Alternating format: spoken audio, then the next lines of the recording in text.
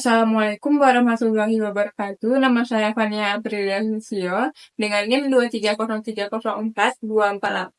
Saya dari kelas 2 Rek A MGT 5. Video ini saya buat untuk memenuhi tugas ujian akhir semester pengantar manajemen dari Bapak Iqbal Ahmad SEMM. Baiklah, saya akan menjelaskan materi mata kuliah pengantar manajemen yaitu sebagai berikut.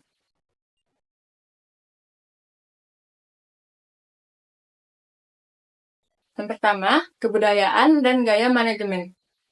Kebudayaan adalah sistem nilai, norma, kepercayaan, dan praktik yang dimiliki oleh sekelompok orang dan diturunkan dari generasi ke generasi. Dalam konteks organisasi, kebudayaan mempengaruhi bagaimana karyawan berperilaku, berinteraksi, dan membuat keputusan. Yang kedua, gaya manajemen. Gaya manajemen adalah cara seseorang manajer mengarahkan, mengatur, dan memotivasi karyawan. Gaya manajemen dipengaruhi oleh kebudayaan dan dapat berbeda di berbagai negara atau organisasi. Contohnya, termasuk otoriter, demokratis, dan laissez-faire.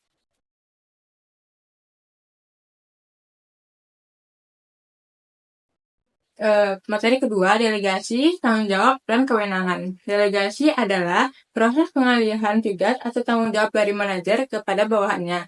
Tujuannya adalah untuk memberdayakan karyawan, meningkatkan efisiensi, dan mengembangkan keterampilan mereka. Tanggung jawab adalah kewajiban seseorang untuk menyelesaikan tugas yang telah diberikan kepadanya. Ini mencakup akuntabilitas terhadap hasil pekerjaan. Kewenangan adalah hak untuk membuat keputusan dan mengambil tindakan dalam rangka menyelesaikan tugas yang telah didelegasikan.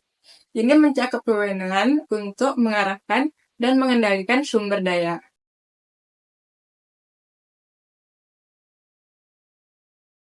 Materi ketiga yaitu tanggung jawab sosial dan etika manajemen. Tanggung jawab sosial adalah komitmen perusahaan untuk bertindak secara etis dan berkontribusi terhadap kesejahteraan sosial dan lingkungan. Ini termasuk praktek yang berkelanjutan dan bertanggung jawab terhadap komunitas lokal.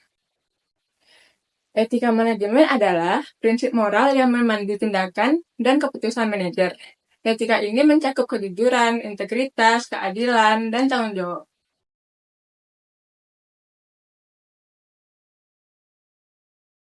Materi keempat yaitu manajemen pemasaran. Manajemen pemasaran adalah proses perencanaan, pelaksanaan, dan pengendalian aktivitas pemasaran untuk mencapai tujuan organisasi. Ini mencakup riset pasar, segmentasi pasar, pengembangan produk, penetapan harga, promosi, dan distribusi.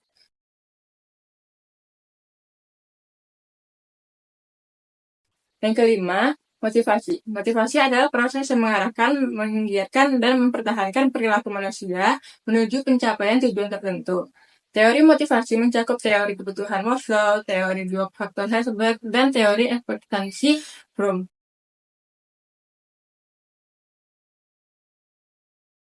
Materi keenam, problem solving dan decision making. Problem solving yaitu proses untuk mengidentifikasi, menganalisis, dan menyelesaikan masalah.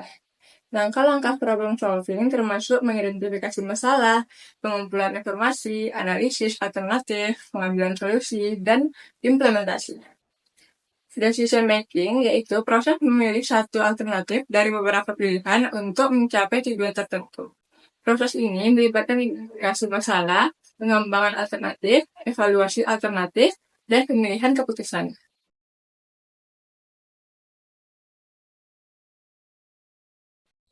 Materi yang ketujuh yaitu kelompok kerja dan komunikasi dalam organisasi.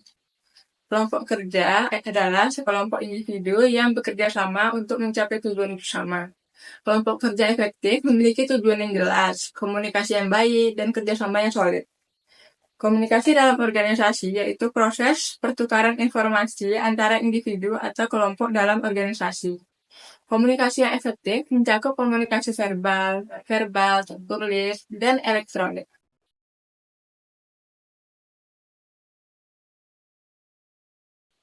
Materi yang terakhir yaitu konflik. Konflik adalah perbedaan pendapat atau benturan antara individu atau kelompok yang dapat mengganggu pencapaian tujuan organisasi. Manajemen konflik melibatkan identifikasi sumber konflik, pengembangan strategi resolusi, dan implementasi tindakan untuk menyelesaikan konflik.